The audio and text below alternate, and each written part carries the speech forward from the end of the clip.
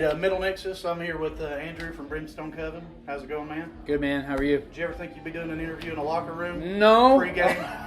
No, this is a new experience for me. I will say that. The athlete inside you is going to come out. Oh, yeah. I don't know about that. So we'll delve right into it.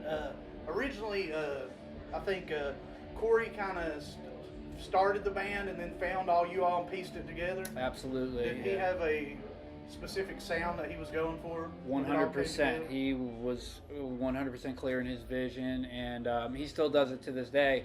As far as like how we write songs, it's more like how he writes songs. Right. He is, multifaceted, and he could play bass, drums, guitars, vocals, everything. So that's what he'll do. He'll demo a song completely and hand us a completed song, demo version of it, and be like, "Here's a song. Change what you want about it." And we listen to it, and 9 times out of 10, we're like, "This is a perfect song, and there's nothing to be changed. We're just going to replicate what you did." So that normally that's how it goes.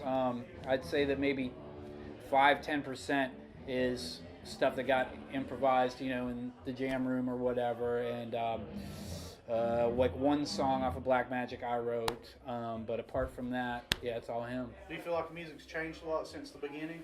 I wouldn't say a lot. It has changed, but I think that it's gotten darker than like the first batch of songs. The first batch of songs were, I don't know, I mean, they weren't mellow by any stretch. It's just I think a lot of it is like the production value between our first few records and Black Magic. Black Magic is a lot darker sounding, and a lot creepier, I should say, more cold sounding. Yeah. Mm-hmm. Yeah. Now, being that the band's based in West Virginia, do you think that has any effect on the band of being from like a rural area? We've been asked that before, and I don't. To us, it doesn't seem that way, Right. But I've had people argue that with me. Like, no, yeah, I could definitely tell there's something deep in Appalachian in your sound. You just don't see it because you're from there. Right. So maybe there is a thread of truth to that. But if there is, like, it's totally subliminal, and Right. we don't see it. I'm from Appalachia too, so Right on. So you never know. Yeah. I just I mean, I would definitely consider it a compliment if you do hear that in there. So. I know the band cited Pentagram as one of their major influences. Absolutely. And I personally saw you guys open up for Pentagram in Pittsburgh. Yeah. How did it feel to open for It was an honor. Dream come true? Oh my gosh, yeah. I mean, and, it, honestly, them getting back up and finally getting the recognition that they deserve was like it was a breath of hope for us. Yeah. Just because there's so many bands besides Pentagram from that era that were so overlooked, overshadowed by Sabbath and Zeppelin and all of the heavyweights that are good in their own right, obviously.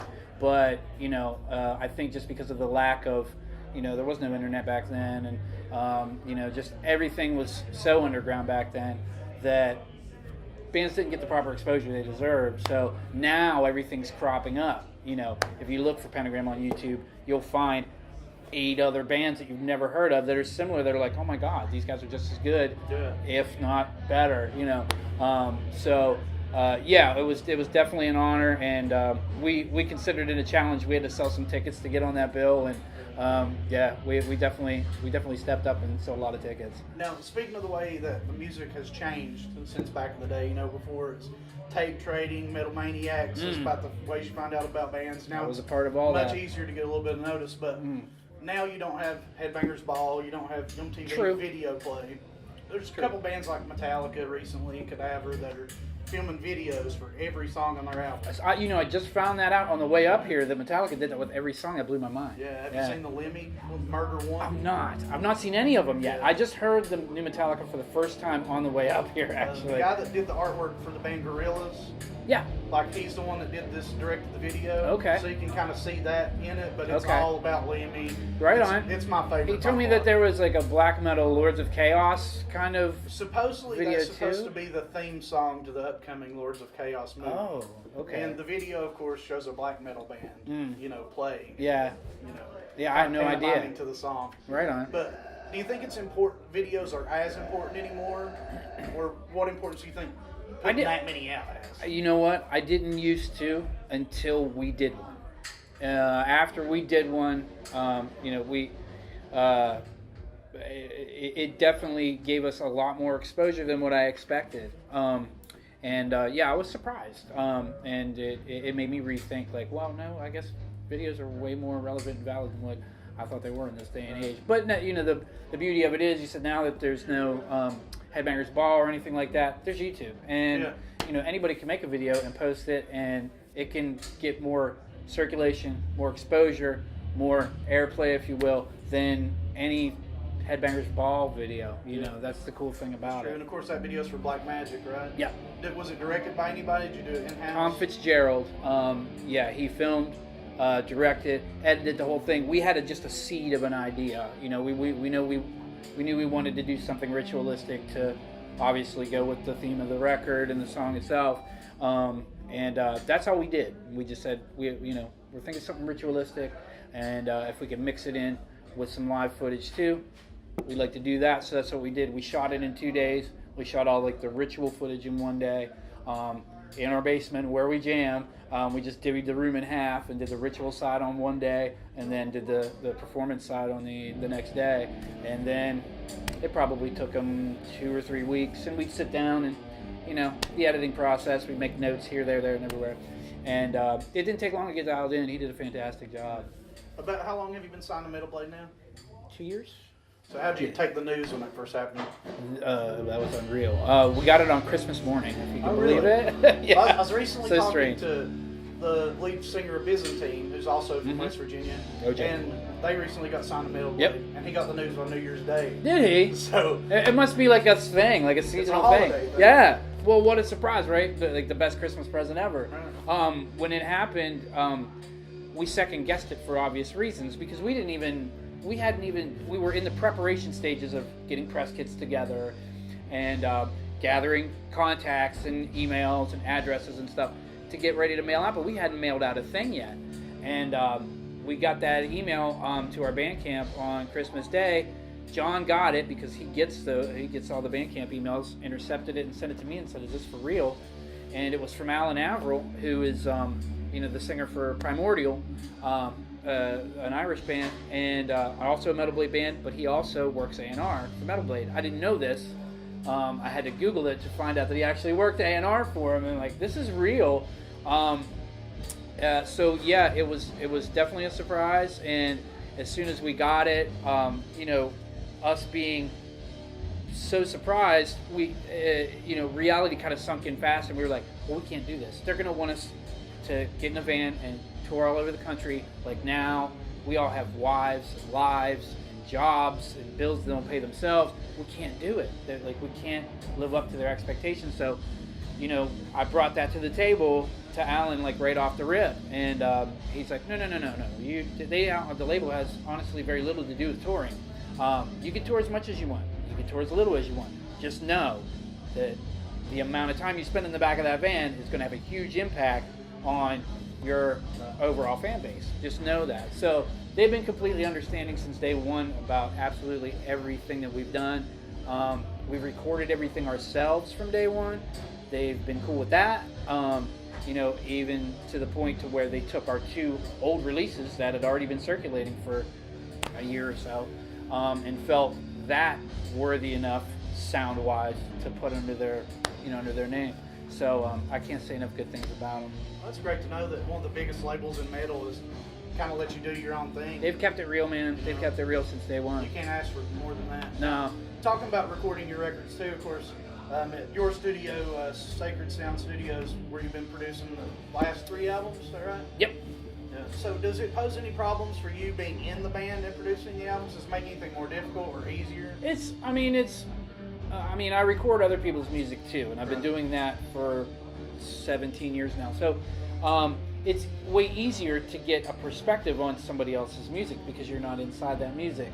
You have no vested interest in the music itself, so you can see it for what it is. So it is kind of hard getting an outward perspective of what the music is and how it should sound. But Corey, I think, is so concrete in his vision, and that it hasn't thrown a wrench in anything yet, thankfully.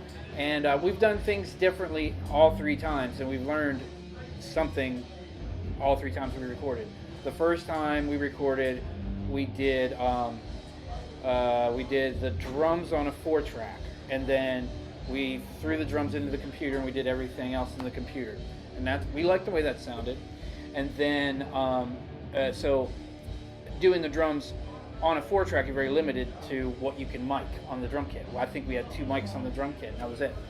Now we went the completely opposite route on the self-titled, to where we went into the studio, we mic'd every single drum, everything was digital, and we definitely don't hate it, but it definitely turned out way cleaner than we wanted to, and we couldn't even dirty it up as much as we wanted to after the fact, like in post-production. So we learned from that, and we're like, okay, well, we're kind of going backwards again. So let's see what, we really liked what we produced on tape with the drums. Let's see what else we can throw on there, and still retain some kind of mixing control with it. So for Black Magic, half the tracks are analog, half are digital, and we just prioritized all the core tracks. So all the drums were done on tape, all the rhythm guitars were done on tape. So we did them all on tape that way, which is harder because editing on tape is next to impossible unless you're an old school tape op, which I'm not. So you kind of have to know your stuff and be able to play the song front to back, no mistakes. So it was a little high pressure that way, but we knew the songs enough to where it wasn't that bad. So we did drums and guitars on the tape, and then from that point threw it in the computer and did bass and vocals and solos digitally, and that's why it sounds darker, I think. So is there anybody you've worked with, produced lately, up-and-coming band we should know about? I just worked with a really good metal band called Defy the Tide that are amazing. They're more modern metal. They're traditional heavy metal vocals, female vocals. The vocalist Carly has a golden set of pipes on her. She's like a female Bruce Dickinson, and they're destined for great things. I just got done working with them a few months ago, and I think that they're already on their way. I think they got a management company now. And they're working on like forming their image and actually getting out into the world. Apart from that, man, honestly, even though I've been doing engineering for a long time, I've kind of taken a back seat to it like the past year. So pretty much ever since Brimstone started to really get up and do stuff, I said, well, I need to dedicate most of my time to this. So the only thing that I've really taken on recording-wise besides Brimstone have been things that people that are close to me, something that I really want to get into. And besides Defy the Tide, there's another local band called Curse the Wicked that are, once again, like a more modern take on traditional heavy metal. Incredibly talented band, and I've worked with them in the past few months, and I'll be working with them again in the coming months. Once again, another great band that's destined for really great things. So Black Magic's been out about a year? Yeah, January 28th of this year got released. So yeah, we're working on a year. So what's next? We're writing now. Like the show we're playing tonight is our last show of the year. We have a kind of a cycle, and right around now we hang it up live performance-wise. Number one, the weather gets bad. We don't want to drive in it. People that go to shows don't want to drive in it. It's always like a gamble whether people are going to show or not. So we just take that time and say, well, we're going to allot this window to sit down, write new material, record it if we're ready. If not, work on pre-production and things like that. So that's where we're at. We're just getting ready to settle down and start writing new material. Andrew, we definitely appreciate your time and answering all our questions. Or anything you'd like to say to fans out there before we go? Thank you for all the support. Couldn't do it without you. You're the whole reason that we're here. Stick around because we got some cool stuff coming up.